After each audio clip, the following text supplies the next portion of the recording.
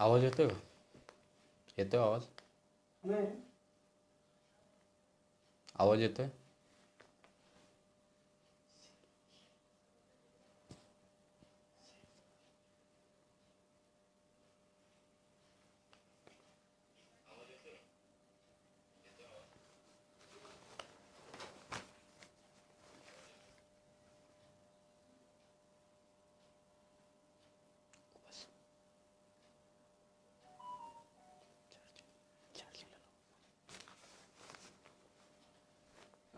तुम्ही तुला कॉल वगैरे येणार नाही याच्यावर? नाही.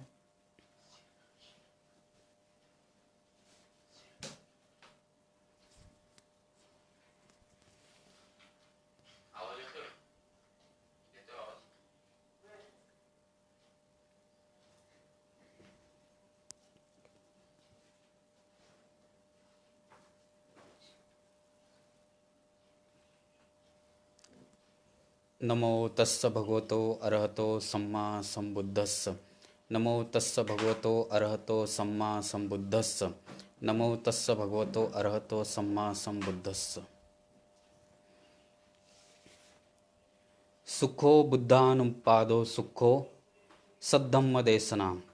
सुखा संघस्स सामग्री समगान तपोसुख. सुखद आहे बुद्धाचा जन्म, सुखकर आहे सद्धम्म देसना, सुखकर आहे संघ एकदा, सुखद आहे समूह तपस्या. आज वर्षावास मालिकेतलं दुसरं पुष्प. आजच्या अष्टमीच्या दिवशी मी स्वतः संतोष रामा सुरवसे गुंफत आहे. तर सर्वप्रथम अखंड विश्वाला शांततेचा मध्यम मार्ग दाखवणारे विश्ववंदनीय तथागत भगवान गौतम बुद्ध, बोधिसत्व, युगपुरुष, महामानव डॉक्टर बाबासाहेब आंबेडकर यांच्या विचारांना आणि आदर्शांना प्रथम त्रिवार अभिवादन करतो. आणि धम्मकाय फाउंडेशन आणि फेडरेशन या आमच्या धार्मिक या संस्थेने मला आज या ठिकाणी भगवान बुद्धांचा अतिशय पवित्र असा धम्म सांगण्याची संधी उपलब्ध करून दिली. त्याबद्दल मी धम्मकाय फाउंडेशनचा अतिशय ऋणी आहे. कारण भगवान बुद्धाचा हा धम्म, अगाध असा धम्म, संपूर्ण विश्वामध्ये ख्याती असलेला धम्म आज आपण या ठिकाणी मी तुम्हाला सांगणार आहे. माझा विषय आहे धम्म, अधम्म आणि सद्धम्म. या विषयावर मी तुम्हाला आज माझं या ठिकाणी प्रवचन देणार आहे. तर सर्वप्रथम आपण धम्माच्या व्याख्या बघूयात. धम्माच्या अनेक व्याख्या मांडलेल्या आहेत. धम्म म्हणजे काय हे आपल्याला अनेक वेळा ऐकायला मिळत आहे, परंतु भगवान बुद्धाच्या मते धम्म म्हणजे काय ते मी आज तुम्हाला सांगणार आहे. तर भगवान बुद्धांनी धम्म, अधम्म आणि सद्धम्म या तीन गोष्टीची सांगड घातलेली आहे आणि त्यालाच भगवान बुद्धांनी धम्म असे म्हटलेलं आहे. तर धम्म म्हणजे काय, तर सर्वप्रथम आपण पाहणार आहोत धम्म म्हणजे काय. धम्म म्हणजे जीवन सुचिता राखणे म्हणजे धम्म. जीवनात पूर्णता साधणे म्हणजे धम्म होय. निब्बाण प्राप्त करणे हा धम्म आहे. तृष्णा त्याग म्हणजे धम्म. सर्व संस्कार अशाश्वत आहेत असे मानणे म्हणजे धम्म. कर्म हे जगातील नैतिक व्यवस्थेचा आधार आहे हे मानणे म्हणजे धम्म. बघा, धम्माची अतिशय व्यापक अशी संकल्पना भगवान बुद्धाने संपूर्ण विश्वापुढे मांडलेली आहे. आणि भगवान बुद्धाचा धम्माचं आचरण, त्यानुसार आपलं जीवन व्यतीत करणं हे किती पवित्र काम आहे, किती म्हणजे जीवनाचा आपल्या संपूर्ण सार त्यामध्ये दडलेला आहे. भगवान बुद्धाचा धम्म मानवाच्या अतिशय कल्याणाकरता भगवान बुद्धांनी धम्म सांगितलेलं आहे आणि त्या धम्माचं आपणाला सर्वांना आचरण करायचं आहे. तर जीवन सुचिता राखणे म्हणजे धम्म आहे सर्वप्रथम. हे आपण सर्वजण हे जे मी सांगतोय तुम्हाला हे भगवान बुद्ध आणि त्यांचा धम्म तृतीय खंड त्यातला भाग 3, 4 आणि 5 यामधून मी तुम्हाला सांगत आहे. हे काही माझ्या मनातलं नाही आहे, कारण आपण भगवान बुद्ध आणि त्यांचा धम्म बाबासाहेबांनी स्वतः लिखाण केलेला हा ग्रंथ आहे. त्यानुसारच आपलं आचरण आहे भारतीय बौद्धांचं. तर त्या ग्रंथाच्या आधारेच मी तुम्हाला धम्म, अधम्म आणि सद्धम्म सांगत आहे. तर सर्वप्रथम आपण धम्म म्हणजे काय बघूया. जे भगवान बुद्धाला अभिप्रेत होतं आणि बाबासाहेबांनी जे आपणाला सांगितलेले आहे या ग्रंथाद्वारे, तेच मी तुम्हाला या ठिकाणी मांडत आहे. जीवनसूचिता राखणे म्हणजे धम्म. तर त्याच्यामध्ये जीवनसूचितेमध्ये 3 प्रकार आहेत. तर त्याच्यामध्ये देहसूचिता आहे सर्वप्रथम. देहसूचिता, त्याच्यानंतर आहे वाक्सूचिता आणि तिसरी आहे मनसूचिता. आता देहसूचितेमध्ये आपण बघतो माणसाने हिंसा, चोरी, मिथ्याचार यापासून विरक्त राहणे म्हणजे देहसूचिता झाली. की आपल्या हातून कुठलीही चोरी घडली नाही पाहिजे, कुठलीही हिंसा ती आपण केली नाही पाहिजे. ते देहसूचितेचे हे सर्व प्रकार आहेत.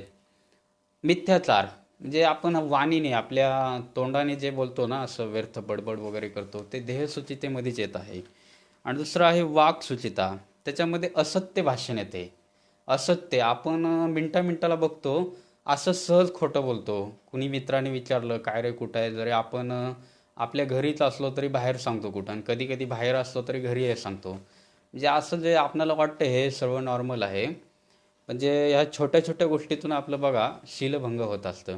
त्याला भगवान बुद्धांनी अतिशय सूक्ष्म रूपात धम्म सांगितलेलं आहे आणि त्याला वाक्सूचितेचं कर्म सांगितलेलं आहे. आपण जे बोलतो, आपलं जे बोलणं आहे, आपण जे आपलं मत व्यक्त करतो, की संत तुकाराम महाराज म्हणतात बोलावा शब्द तोलावा शब्द. जे शब्द आहे शब्दाला अतिशय पूर्ण संतांनी शब्दाला आम्हा घरे शब्दाची चखाणं, आम्हा घरे रत्न शब्दाची चखाणं, म्हणजे शब्दाला अतिशय महत्त्व दिलेलं आहे सर्वांनीच. तर त्यामुळं या ठिकाणी वाक्सूचिता याला आपण महत्त्व दिलं पाहिजे, की असत्य भाषणापासून आपण विरत राहिलं पाहिजे. किती जरी कठीण प्रसंग आला तरी आपली वाणीतून कधीही असत्य आपण वचन नाही बोललं पाहिजे. तेव्हाच आपला तो धम्म आपण त्या ठिकाणी साधत आहे आणि तेच आपलं धम्मानुसार वागणं आहे. आणि तिसरा प्रकार अतिशय महत्त्वाचा आहे मनसूचितेचा. आता तुम्ही म्हणाल वाणीचं तोंडाने बोलतोय आपण, अजून काही आपल्या शरीराने काही कर्म करतोय, तर हे मनाचा काय प्रकार आहे ते अतिशय महत्त्वाचं आहे. कारण भगवान बुद्धाचा धम्म मनाशीच केंद्रित आहे. मनच सर्व विकारांचं केंद्र म्हणजे मनच आहे. आपण जे बोलतो, आपलं जे आचरण आहे, जे वागतो आपण, त्याचं मूळ म्हणजे मन आहे. कारण चोर चोरी करतो, तो चोरी करतो ते काय त्याला स्वप्नात येत नाही चोरी कशी करायची ते. सर्वप्रथम तो मनामध्ये ठरवतो की मला कोणाच्या घरी चोरी करायची आहे, नक्की काय चोरी करायची आहे, की आणि तो प्लॅन अगोदर करत असतो. त्याला म्हणतात म्हणजे सगळं मनामध्ये, हे मनाचे प्रकार आहेत. आपल्याला ते कळत नाही. आपण म्हणतो चोराने चोरी केली, पण त्याच्या अगोदर काय प्रोसिजर झालेली आहे. हिंसा करायची असेल तर मनामध्ये अतिशय क्रोध आपल्याला जागा करावा लागतो, तेव्हा मग पुढच्या प्रोसिजर. म्हणजे सर्वाचं मूळ मन आहे. कारण भगवान बुद्धांनी मनालाच केंद्रबिंदू मानलेला आहे आणि मनाचंच हे सर्व मनाचेच मनोषट्टा मनोमया. तुमच्या जे मनामध्ये घडत असतं तेच तुम्हारी जैसी सोच है वैसे तुम बन जाओगे. आपल्या मनात जे आहे तसंच आपण बनत असतो. आता माझ्या मनामध्ये जर कुशल कर्म जागलं नसतं तर मी या ठिकाणी आलो नसतो. कारण मनामध्ये एखाद्याच्या जसे त्याच्या मनामध्ये तो विचार करत असतो तसा तो बनत असतो. हे भगवान बुद्धाचं संशोधन आहे आणि भगवान बुद्धाला ह्या विश्वातले सर्वात मोठे मनोवैज्ञानिक म्हणून संपूर्ण सृष्टीने जाहीर केलेलं आहे. त्याच्यामुळं मनाचं आपण कर्म बघूया. मन काय आहे तर मनाच्या कर्मावरच. तर भगवान बुद्धांनी मनसूचिता म्हणजे काय या ठिकाणी सांगितलेलं आहे. तर मनसूचितेमध्ये अतिशय महत्त्वाचं आहे मनसूचिता. तर आपण विपश्यना करतो, विपश्यनेचा कोर्स आहे, त्याच्यामध्ये सतीपठाण नावाचा एक कोर्स आहे 8 दिवसाचा. तर त्या सतीपठाणामध्ये काया, वेदना, चित्त आणि धम्म ह्याची कशी पश्चना करायचं आहे? काया कायानुपश्य विहरती, वेदना वेदनानुपश्य विहरती, चित्ते चित्तानुपश्य विहरती, धम्मे धम्मानुपश्य विहरती. तर या ठिकाणी अतिशय महत्त्वाचा भाग आहे. तर मला एक सांगायला खेद वाटतोय की आपल्या साधारणपणे बौद्ध समाजामध्ये की असं बाबासाहेबांनी विपश्यना नाकारली असं सर्रास बोललं जात आहे. तर अतिशय गांभीर्याचा विषय आहे तो. या ठिकाणी बघा, आपण जर बघितलं तर हे बघा, मनसुचितेमध्ये तुम्हाला भेटल पान नंबर 177 बघा तुम्ही, बुद्ध आणि त्यांचा धम्म या ग्रंथातला. त्याच्यामध्ये तुम्हाला याचं विश्लेषण आढळून येईल की बघा, कायानुपश्य विहरती, म्हणजे हे माझं शरीर आहे, हे शरीर आहे, आता काय आहे, हे नश्वर आहे हे शरीर. आज मी इथं या ठिकाणी बसलेलो आहे, उद्या काय होईल माझं, कारण हे तारुण्य आपलं नष्ट होणार आहे. कायानुपश्य विहरती, ते कायानुपश्य विहरती केव्हा आहे? जेव्हा आपण विपश्यना करू तेव्हा आपणाला कायानुपश्य विहरती हा भाग समजणार आहे. कारण त्याच्यामध्ये वेदना, जेव्हा वेदना आपल्या बॉडीवर, आपल्या पूर्ण ह्या 3.5 हाताच्या कायावर, म्हणजे पूर्ण आपले ह्या याला आपण टाळू असे म्हणतो, ह्या इथून सर्ष शीर्षक पांशे पांसक, म्हणजे इथून संपूर्ण शरीराचा भाग आहे. तिथून ज्यावेळेस आपण मन एकाग्र करून आपल्या अंतर्मनामध्ये आपण जेव्हा बघतो त्यावेळेस आपल्याला कळतंय की वेदनेचा पूर्ण भाग आहे, सगळं वेदनेवर चाललेलं आहे. म्हणजे कायानुपश्य विहरती केव्हा होईल? तर वेदनानुपश्य विहरती, जेव्हा तुम्ही वेदना बघाल, ह्या कायेमध्ये 3.5 हाताच्या कायेमध्ये तुम्हाला वेदना दिसतील, तेव्हा तुम्ही कायानुपश्य विहरती करू शकाल. कारण वेदनेच्या मुळावरच आहे. कारण तुमच्या चित्तात कुठलाही विचार असू द्या, कुठल्याही क्षणाला तुमच्या चित्तामध्ये जे काही तुम्हाला येईल ते वेदनेला धरूनच येते. असं एकही मोमेंट नाही की ती तुमच्या चित्तामध्ये एक संकल्पना जागलेली आहे आणि तुमच्या बॉडीत वेदना जागलेली नाही. आता हा विषय बोलण्यासारखा नाही आहे, कारण हा अधिकार संपूर्ण विपश्यना टीचरला दिलेला आहे. पण बुद्ध आणि त्यांचा धम्मामध्ये ह्या ग्रंथामध्ये आलेला आहे, म्हणून मला इथं सांगणं भाग आहे. वेदनानुपश्य विहरती, पान नंबर 177-77वर याचं सगळं विश्लेषण दिलेलं आहे. तर ही वेदना आहे, ती वेदना बघितल्यानंतरच आपणाला हे संपूर्ण मूळ कळणार आहे. तर त्यासाठी आपल्याला विपश्यना कोर्स करणं अतिशय गरजेचं आहे. कारण भगवान बुद्धांनी जो धम्म सांगितलेला आहे तो 3 अंगाचा धम्म आहे. परियत्ती, पटिपत्ती, पटिवेदन, या 3 अंगाने आपल्याला धम्म बघायचा आहे. तर परियत्ती, संपूर्ण विश्वामध्ये, आता आम्ही श्रीलंका, आमची काही टीम भूटान, आता मी 4 धाम येतं म्हणजे लुंबिनी, बोधगया, सारनाथ आणि कुशीनगर हे 4 ठिकाण मी बघितलेलं आहे. तिथलं जे साहित्य आहे, तिथलं जे भगवान बुद्धाची प्रतिष्ठापना आहे, हे सर्व बघितलं, हे परियत्तीचा भाग झाला. पटिपत्ती, त्यानुसार मी जे आचरण करतोय ती पटिपत्ती आहे. आपण जीवनामध्ये ते किती उतरवतो त्याला पटिपत्ती असे म्हणतात. आता राहिला भाग पटिवेदन. पटिवेदन ज्या ठिकाणी येत आहे ते वेदनेशी संबंध आहे. म्हणजे तिथं तुम्हाला विपश्यना केल्याशिवाय वेदना कळणारच नाही. वेदना पश्चा संगारा, जोपर्यंत तुम्ही विपश्यना करत नाही तोपर्यंत तुम्हाला चित्तानुपश्य विहरती ते सुद्धा कळणार नाही. कारण चित्तामध्ये जे काही येते ते वेदनेला धरूनच येणार आहे. आणि चित्तधर्म जो आहे, आता माझ्या मनामध्ये काय जागलेलं आहे, माझं मन आता कुठल्या कंडिशनमध्ये आहे, तर माझ्या मनामध्ये राग द्वेष काय जागलेला आहे, तो चित्तधर्म आहे. तर चित्तधर्मालाच भगवान बुद्धांनी धम्म असे म्हटलेले आहे. धम्मे धम्मानुपश्य विहरती, म्हणजे चित्तामध्ये जो चित्तधर्म आलेला आहे त्याला धम्म असं भगवान बुद्धांनी म्हटलेलं आहे. आणि धम्मे धम्मानुपश्य विहरती हे अतिशय या ठिकाणी भगवान बुद्धांनी त्याचं विश्लेषण केलेलं आहे. तर आपणाला हे कधी कळेल की नुसतं वाचून किंवा हा ग्रंथ वाचून कळणार नाही, तर त्यासाठी आपल्याला आयुष्यात किमान एक तरी विपश्यनाचा कोर्स केला पाहिजे, तेव्हाच तुम्ही ते स्वतः. कारण भगवान बुद्धांनी अनुभवमय प्रज्ञेला जास्त महत्त्व दिलेलं आहे. कोणी तर ग्रंथ वाचलं, कोणी तर काय सांगलेला महत्त्व नाही आहे. भगवान बुद्ध प्रॅक्टिकल. आणि या विश्वामध्ये असं एकमेव व्यक्ती आहे की येही पश्चिको, स्वतः या आणि बघा. भगवान बुद्धांनी सांगितलेलं आहे, मी सांगतोय म्हणून नका हे करू, की मी जे सांगितलेलं आहे ते सांगतोय म्हणून तुम्ही हे नका करू, मान्य नका करू. असा कुठलाच धर्मसंघटक किंवा कुठलाच धर्मगुरू सांगत नाही की ते बाकीचे काय म्हणतात की मी सर्वस्व आहे, मी सांगतोय म्हणून माना, माझं सर्वस्व आहे, मी सांगितलेला शब्द अंतिम आहे. पण या विश्वामध्ये भगवान बुद्ध असे एकमेव आहेत की त्यांनी म्हटलेले स्वतः बघा, त्याचं परीक्षण करा, तेव्हाच तुम्ही ते मान्य करा. मग आम्ही स्वतः विपश्यना केली, खरं खोटं बघितलं काय ते. भगवान बुद्धाचा धम्म स्वतः अनुभवला आम्ही.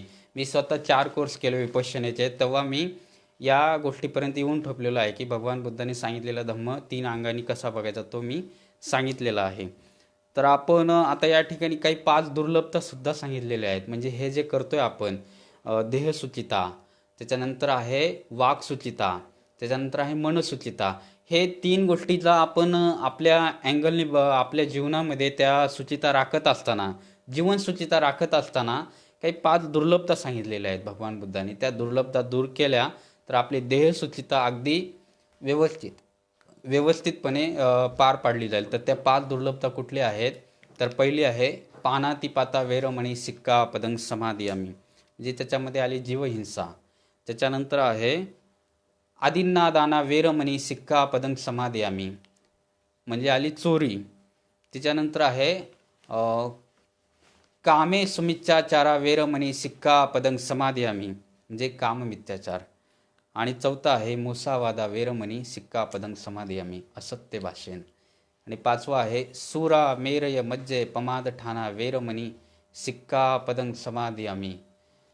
तर अतिशय म्हणजे हे 5 गोष्टी आहेत ना, ह्या जर जीवनामध्ये आल्या आपल्या तर एवढं मंगल आहे. म्हणजे भगवान बुद्धांनी उपासकासाठी 5 शीलं सांगितलेले आहेत. हे 5 शील जर आपण पाळले तर आपण अतिशय ह्या जीवनसुचिता राखू शकतो. हे 5 शीलं पाळले तर देहसुचिता होईल तुमची, आपली वाकसुचिता म्हणजे वाणीचं कर्म सुधारेल, आणि मनसुचिता अतिशय म्हणजे जीवनामध्ये आपल्या एवढं यशस्वी हो आपण की त्याची तुलना करता येणार नाही आहे. तर तर हे 5 शीलं मी सांगितलेले आपण रोज म्हणतो. बौद्ध उपासक रोज घरी भगवान बुद्धाच्या आधी मूर्तीसमोर बसतात, बाबासाहेबांना वंदन करतात, भगवान बुद्धाला वंदन करतात आणि त्या ठिकाणी मस्त पंचशील घेतात, ग्रहण करतात. अतिशय मंगल कार्य आहे. पण जीवनात किती आपण त्याचं पालन करतो हे पण बघणं गरजेचं आहे. कारण बघा ना, किती साधारण वाटते आपणाला म्हणायला पानातिपाता वेरमणी, कोणतेही पापकर्म मी करणार नाही. पण ते असेच करत असतात हो. पापकर्म म्हणजे काय, नुसते जीवहिंसा करणे म्हणजेच पाप करणं नाही आहे. तर एखाद्याचा अपमान करणे हे सुद्धा पापकर्म आहे, हिंसाच आहे एक प्रकारची. त्याच्यानंतर आहे अकारण, म्हणजे कुठल्याही आपण म्हणजे आपल्यासाठी, आता माझ्या मित्राचा बड्डे आहे किंवा माझाच बड्डे आहे स्वतःचा, आणि मी माझ्या बड्डेला जर कोंबडे कापत असू, माझ्या मित्राला पार्टी देत असू, भले मी खात नाही पण माझे मित्र खातात म्हणून जर मी करत असो, हे सुद्धा मोठं पापकर्म आहे. अशा छोट्या छोट्या गोष्टीतून आपल्याला हे पंचशिलाचं पालन करायचे आहे. भगवान बुद्धांनी सांगितलेलं आहे, जो व्यक्ती शीलवान आहे, हे 5 शिलाचं त्याच्या जीवनात जो व्यक्ती पालन करत आहे त्याला त्याच्या जीवनामध्ये कुठलीच शक्ती रोखू शकत नाही. त्याला त्याचं जे काही ॲम्बिशन आहे, ध्येय आहे, ते त्याला त्या ध्येयापासून त्याला परावृत्त करण्यासाठी कुठलीच शक्ती निसर्गातली त्याचं रोखू शकत नाही. पण जर तुमच्याकडे शील नसतील, हे 5 शील जर नसतील, तर तुम्ही जे काही कार्य हाती घ्याल त्याला कधीच यश येणार नाही तुम्हाला. म्हणजे प्रत्येक ठिकाणी आपणाला भगवान बुद्धाचा धम्मच आपणाला उपयोगी येणार आहे. हे मला या ठिकाणी सांगावंसं वाटतंय की भगवान बुद्धांनी जे सांगितलेलं आहे दुर्बलता, ह्याला भगवान बुद्धांनी डायरेक्ट दुर्बलता असं म्हटलेलं आहे. जर आपण हे 5 शीलं पाळत नसेल, विनाकारण आपण छोट्या मोठ्या कारणाने जर हे 5 शीलं, जर हे शीलं सोपे आहे, जर आपण रोज सराव केला त्याला सम्यक व्यायामसुद्धा म्हणू शकतो आपण. हा मोठा सम्यक व्यायाम आहे मनाचा. कारण मनानं, कायने, वाचेने, मनाने आपण कुठलंही पापकर्म जर केव्हा करायचं बंद करू तर हा मोठा सम्यक व्यायाम आहे. हा आर्य अष्टांगिक मार्गामधला हा अतिशय महत्त्वाचा सम्यक व्यायाम आहे. तर जीवनामध्ये आपण जीवन जगत असताना उपासकांनी 5 शीलं, कमीत कमी 5 शीलाचं पालन करणं अतिशय गरजेचं आहे. हे 5 शीलं कुठले तर आपण रोज म्हणतो. पुन्हा एकदा मी सांगतो, तर भगवान बुद्धांनी सांगितलेलं आहे 5 शीलाला त्यांनी दुर्लभतासुद्धा असं म्हटलेलं आहे. त्याच्यामध्ये सर्वप्रथम जीवहिंसा, कुठल्याही प्रकारची कायने, वाचेने, मनाने जीवहिंसा करायची नाही. आणि दुसरं आहे चोरी, त्याला आदिन्ना दाना वेरमणी सिक्का पदं समादियामी असं म्हटलं जाते पाली भाषेमध्ये. तर आदिन्ना दाना वेरमणी, तर मी कुठल्याही प्रकारची चोरी करणार नाही. आता चोरी करणार नाही म्हणजे तर सूक्ष्म बघायचं असेल, जर आपल्या जीवनामध्ये पूर्ण जीवनसुचिता राखायची असेल तर आपल्याला अतिशय काटेकोरपणे, कारण भगवान बुद्धाचा धम्म अतिशय सूक्ष्म आहे. तर चोरी करणार नाही, म्हणजे चोरी करणार नाही म्हणजे काय, मी कुणाचा डाका घालणार नाही, मी मोठी चोरी करणार, यालाच नाही आहे. आता एखादी वस्तू आहे, हा पेन आहे, हा पेन आहे, माझ्या मित्राचा पेन आहे, आता माझाच मित्र आहे त्याचीच पेन आहे आणि मला काय त्याला विचारायचं आहे, मी जर न विचारता हा पेन स्वीकारत असू, ही सुद्धा आदींना दाना वेरमणी आहे, ही सुद्धा चोरी आहे. म्हणजे न विचारता सुद्धा एखादी गोष्ट आपण घेतो ती सुद्धा मोठी चोरीच आहे. म्हणजे छोट्या छोट्या गोष्टीतून पण आपण शीलभंग करत असतो. तर या आपणाला अतिशय गांभीर्यपूर्वक हे शीलाचं पालन करायचं आहे आणि आपल्या जीवनामध्ये शुचिता राखायची आहे. तरच आपण भगवान बुद्धांनी सांगितलेल्या धम्मावर आरूढ आहोत असं म्हणू शकतो. आणि आपल्या जर जीवनामध्ये काही ध्येय साध्य करायचे असतील तर आपणाला हे पाचही शीलाचं पालन केलं पाहिजे. तिसरं आहे काममिथ्याचार. तर पाली भाषेमध्ये असं आहे, कामे सुमिचाचारा वेरमणी सिक्कापदं समादयामी. म्हणजे मी कुठल्याही काम वासनेपासून विरक्त राहण्याची शिक्षा ग्रहण करतो.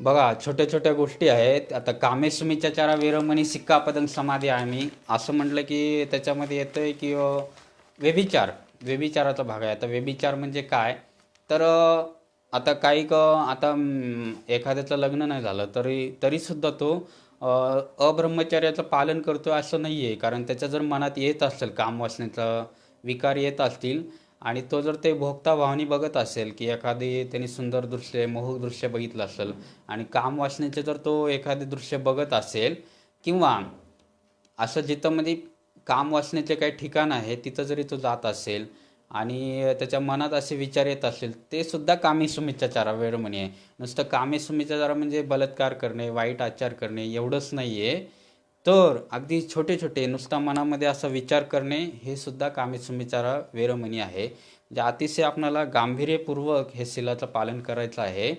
आणि भगवान बुद्धांनी सांगितल्याप्रमाणे आपण फक्त म्हणजे आपली एक पत्नी म्हणजे एक पत्नी वचन आपल्याला पाळलं पाहिजे. कारण आता माझं एखाद्याचं लग्न झालेलं आहे, तो त्याचं पत्नी आहे आणि तेवढ्याशी तो म्हणजे अगदी ह्याच्यामध्ये आपण त्याला काय म्हणतो, एका सूत्रामध्ये बसवलेलं आहे. ते निसर्गाला धरून आहे ते एक पत्नी. जर तुम्ही अधिक जर तुमचं मन विचलित होत असेल ना, तर ते कामेसुमिच्चाचार आहे. तर त्याच्यापासून आपल्याला विरक्त राहिलं पाहिजे. भगवान बुद्धांनी सांगितले हे अतिशय सामान्य माणसाचं काम आहे. जर आपण काम वासनेकडे वळत असू, अतिशय जे सामान्य माणसं असतात ना, ते त्यांचं आचरण आहे.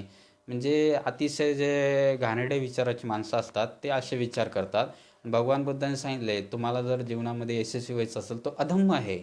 कामेसुमिच्चाचारा वेरमणी. जर आपण विचार करत असू असे घाणेरडे किंवा काही भोक्ताभावाच्या गोष्टी करत असू तर ते अतिशय अधम्म आहे आणि त्याच्यामध्ये आपला फार मोठा पराभव आहे. आणि चौथं शील आहे मुसावादा वेरमणी सिक्कापदं समादयामी. असत्य भाषण. म्हणजे मी कुठल्याही प्रकारचे खोटं बोलणार नाही असं आहे. त्या ठिकाणी मुसावादा वेरमणी म्हणजे असत्य भाषण. या ठिकाणी ही दुर्लभता सांगितलेली आहे. आपण छोट्या छोट्या गोष्टींसाठी जर खोटं बोलत असू ना, याच्यापासून सुरुवात आहे आपली. आपण सुरुवातीला छोट्या छोट्या गोष्टीपासून सुरुवात केली ना, तर आपण म्हणजे आपली ती सवय मोडून जाईल की आपण क्षणाक्षणाला काय काय कारण नसताना पण खोटं बोलत असतो. साधारण गोष्ट आहे. आपण म्हणजे काही कारण नसताना जर आपण खोटं बोलत असू ना, तर त्याच्यातूनही मुसावादा वेरमणी होत असते, पण ते आपल्याला कळत नाही. हे सगळं नकळत घडत असते आपल्या, पण ते आपल्या आयुष्याला किती बाधक आहे. आणि 5 प्रकारच्या दुर्लभता आहेत हे भगवान बुद्धांनी सांगितलेलं आहे. कशामध्ये, तर जीवन सुचितेमध्ये राखत असताना आपल्याला हे 5 अडथळे दूर करायचे असतील तर पंचशिलाचं आपल्याला अतिशय कठोरपणे पालन केलं पाहिजे. तरच आपण पूर्णपणे जीवनसुचिता आपल्या आयुष्यामध्ये राखू आणि तोच धम्माचा मूळ पाया आहे असं भगवान बुद्धांनी सांगितलेले आहे. हे जीवनसुचितेचे हे 3 देहसुचिता, वाक्सुचिता आणि मनसुचिता ह्या जर पाळत असू तर ह्याच्या इतकं पुण्याचं काम विश्वामध्ये कुठलं नाही. जर जीवनसुचिता आपण या 3 प्रकारे जर करत असू तर हे फार मोठं पुण्याचं कर्म आहे. भगवान बुद्धांनी शेवटचं आहे आळस वाढवणाऱ्या मद्याचं सेवन. सुरा मेरय मज्जय पमाद ठाणा वेरमणी सिक्कापदं समादयामी. मी कुठल्याही प्रकारची फळापासून धान्यापासून बनवलेल्या मद्याचे सेवन करणार नाही आणि ते पमाद स्थान आहे तिथं निर्मिती होते किंवा मला प्रमाद आळसामध्ये पाडलेलं जातं जे स्थान आहे त्या पमाद ठाणा वेरमणी, त्या ठिकाणी सुद्धा मी जाणार नाही आहे असं भगवान बुद्धांनी सांगितले. आता आपण साधारण गोष्ट आहे, आताची तरुण पिढी काय म्हणतात की आम्ही दारू नाही पित, आम्ही फळाची पितो, वाईन पितो. अरे पण त्यातूनही भगवान बुद्धाला माहीत होतं. बघा ना, भगवान बुद्धाची किती दूरदृष्टी आहे. 2500 वर्षापूर्वीचा हा इतिहास आहे. मला वाटतं 2600 वर्षे. 2600 वर्षापूर्वी भगवान बुद्धांनी 5 शिला दिल्या आहेत. सुरा मेरे मज्जे पमाद ठाणा वेर म्हणजे धान्यापासून फळापासून बनवलेले मी मद्य सेवन करणार नाही. पण भगवान बुद्धाला माहीत होतं काही चालून काही गोष्टी करून पुढे लोक फळापासूनही दारू बनवतील आणि खुशाल पितील. म्हणून भगवान बुद्धाने तेव्हा डिक्लेअर केलेलं आहे, सुरा मेरे मज्जे पमाद ठाणा वेरमणी सिक्खा पदं समादियामी. तर बघा, आपल्याला कुठल्याही प्रकारचं व्यसन करायचं नाही आहे. जर जीवन सुचिता राखायची असेल, जीवनामध्ये यशस्वी व्हायचं असेल, जीवन आपलं सुखी जगायचं असेल, जीवनात आपलं कल्याण साधायचं असेल, तर ह्या 5 हे जीवन सुचिता राखलीच पाहिजे. आणि हे 5 शिलाचं आपल्याला अतिशय पालन केलं पाहिजे. तर आता पुढचा भाग आहे, जीवनामध्ये पूर्णता साधणे म्हणजे धम्म होय. आता जीवनामध्ये पूर्णता साधणे, तर इथंही 3 प्रकारच्या पूर्णता आहेत. तर आहे कायिक, वाचिक आणि मानसिक. तर कायिक सुचिता आणि वाचिक सुचिता आणि मानसिक सुचिता, ते ह्या भागालाच अनुसरण आहे. आता जे देह सुचिता आपण म्हटलेलं आहोत, ते त्याचाच भाग आहे याच्यामध्ये सुद्धा. जीवनात पूर्णता साधायची असेल तर आपल्याला कायिक, वाचिक आणि मानसिक या 3 अवस्थेतूनच जाणं आहे. तर कायिक सुचितेमध्ये आलं की आपण असत्य भाषण करणार नाही. आपल्या कायेने म्हणजे ह्या देहाने कुठली हिंसा करायची नाही आपणाला. तर तेव्हा आपण ही आपली कायिक सुचिता आपण पूर्ण करू शकतो, की मी कुणाचा अपमान करणार नाही आहे. मी घरामध्ये अतिशय मुंगी जरी असली, ते मुंगीही मरता कामा नये माझ्याकडून. अतिशय सूक्ष्मपणे जर मी माझ्या शरीराने, माझ्या ह्या देहाने, ह्या माझ्या 3.5 हाताच्या देहाने, 3.5 हात कायेच्या देहाने मी जर कुणाचंच म्हणजे पापकर्म कुठलंच करत नसेल, तर माझी ती पूर्णपणे कायिक पूर्णता आहे माझी. म्हणजे परफेक्ट कुठलंही पाप करणार नाही मी. ते माझे कायेने. आणि त्याच्यानंतर आहे वाचिक. वाचिक म्हणजे असत्य भाषण, व्यर्थ बडबड. काही लोक तासनतास गप्पा मारत असतात, ह्याचा विषय त्याचा विषय. तर त्याच्यानुसार वाचिक कर्म होते की त्याच्यातून मग ते आपली वाचिक पूर्णता नाही होत. ती वाचिक पूर्णता साधायची असेल तर नेमकंच बोलायचं आणि जे काय बोलतो ते धम्माचं आणि कल्याणकारीच बोलणं पाहिजे. जीवनामध्ये त्याचा काहीतरी उपयोग झाला पाहिजे असं आपण बोललं पाहिजे, नेमकंच बोललं पाहिजे. जास्त बोलणं पण व्यर्थ बडबड पण मुसावादा वेरमणीच आहे ते सुद्धा. तर ते आपल्याला साधलं पाहिजे. आणि मानसिक पूर्णतामध्ये म्हणजे मनातले सर्वच विकार नष्ट केले पाहिजेत. आता मनातले विकार कसे नष्ट करायचे, तर ते मी विकार नष्ट म्हणतो या ठिकाणी. तर ते दाबायचे नाहीत. माझ्या मनात विकार आला की अरे बापरे हे वाईट कर्म आहे म्हणून पलायन नाही करायचं. माझ्या मनामध्ये वासना आली की ते पलायन नाही करायचं त्याच्यापासून. तर वासनेला शमन कसं करायचं, तर ते भगवान बुद्धांनी सांगितलेलं आहे. त्याचं शमन कसं करायचं, तर भगवान बुद्धाची पवित्र विद्या विपश्यना, शोधविन्यास आहे तो भगवान बुद्धाचा.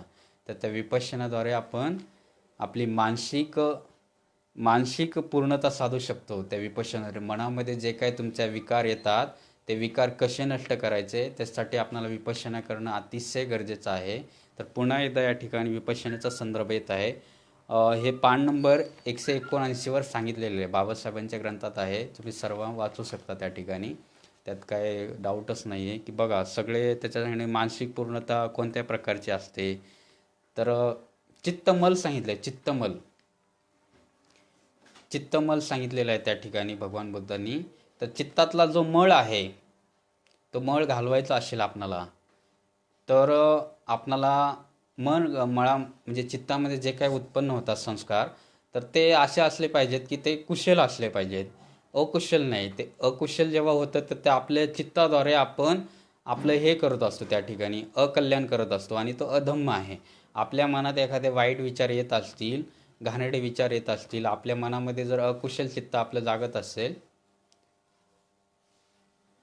तर आपल्याला फार मोठं हे जीवनामध्ये सूची जर राखायची असेल, तर हे कायिक, वाचिक आणि मानसिक या 3 स्टेपने आपल्याला गेलं पाहिजे. तर ते आपण केलं पाहिजे. आता अतिशय धम्माचा महत्त्वाचा भाग आहे निब्बाण प्राप्त करणे म्हणजे धम्म आहे, भगवान बुद्धाने सांगितले. आता निब्बाण म्हटलं की लोकांना वाटतं की मेल्यानंतरच आहे सर्व काय. भगवान बुद्धांनी सांगितलं ह्याच जन्मामध्ये निब्बाण साधायचे आपल्याला. साधण्या या जन्मी निर्वाण. तर हे कसं आहे, तर आपण निब्बाण केव्हा साधू शकतो, जर आपल्या मनामधले, जर आपण म्हणजे आपल्या जीवनामध्ये चढ उतार येत असतात, जीवनामध्ये अनेक गोष्टी येत असतात, तर तेव्हा जर आपण आपलं बॅलन्स, मनाची स्थिरता, मनाची जर आपण मनामध्ये येणाऱ्या ज्या तृष्णा आहेत आपल्या, त्या जर नष्ट करत असू, तर निब्बाण आहे, त्याच्या इतकं सुख नाही आहे. तर या ठिकाणी परत एकदा विपश्यनाचा संदर्भ येत आहे. ज्यावेळेला आपण वेदनानुपश्यना करत असतो, त्यावेळेस आपल्या मनामध्ये जे काही विकार येतात, तर ते नष्ट करायचे असेल तर आपण वेदनेवर काम करत असतो. ज्यावेळेस आपण वेदना पश्चात संहार करत असतो, त्यावेळेला जेव्हा आपल्या शरीरातल्या वेदनेचं दर्शन करत असतो, तेव्हा डायरेक्ट निब्बाणाचं दर्शन होत असते आपल्याकडून. हे भगवान बुद्धांनी सांगितलेलं आहे आणि या ग्रंथात पण त्याचा उल्लेख आहे. हे माझ्या मनचं सांगत नाही मी. तर निब्बाण, निब्बाण जीवनामध्ये निब्बाण साधणे, निब्बाण प्राप्त करणे हा धम्म आहे. निब्बाणासारखे परमसुख दुसरे काय नाही. आणि निब्बाण म्हणजे काय, तर बुद्धपूर्व लोकांनी निब्बाणाच्या अनेक कल्पना सांगितलेल्या आहेत. पण मी तुम्हाला सर्वात सोपा निब्बाणाची व्याख्या सांगतो, की आपल्या ज्या काही तृष्णा आहेत, आसक्ती आहे मनामध्ये, त्या नष्ट करणे, मुळापासून नष्ट करणे, ते निब्बाण आहे. आता मुळापासून नष्ट काय हे होणारच नाहीत, पण तुम्ही क्षण प्रति क्षण सजगतेने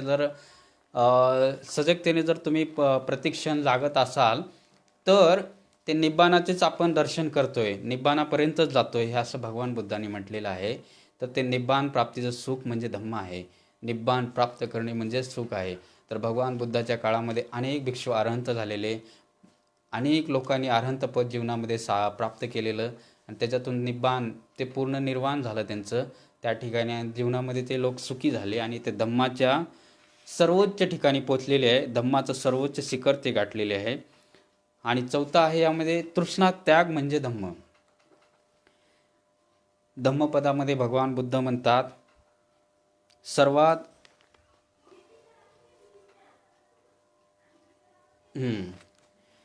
सर्वात लाभदायी गोष्ट म्हणजे आरोग्य आणि सर्वात मौल्यवान धन म्हणजे संतोष.